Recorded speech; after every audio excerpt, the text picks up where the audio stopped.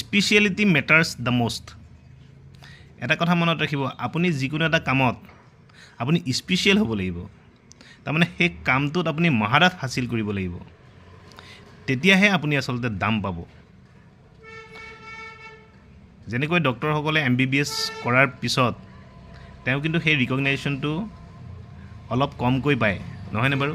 পিছত গৈ পেলাই আচলতে PG কৰে। কোনোবা ENT স্পেচিয়েলিষ্ট হয়, কোনোবা আপোনাৰ কাৰ্ডিঅ'লজিষ্ট হয়, কোনোবা গেষ্ট্ৰ'এণ্ট্ৰলজিষ্ট হয়, বা ডাৰ্মেট'লজিষ্ট হয়, বা নিউৰ'লজিষ্ট হয়, নহয়নে বাৰু?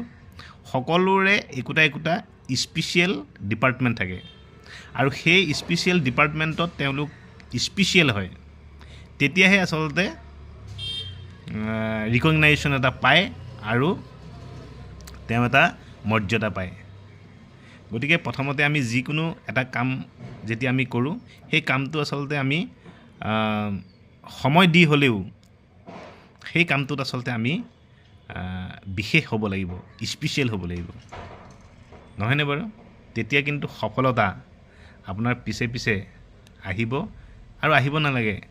আপুনি সেইখিনিৰ কাৰণে আপুনি নিজকে ডিজাৰ্ভিং কৰি তুলিব, আৰু সফলতা আপোনাৰ বিচাৰি আপোনাৰ জীৱনলৈ আহি যাব।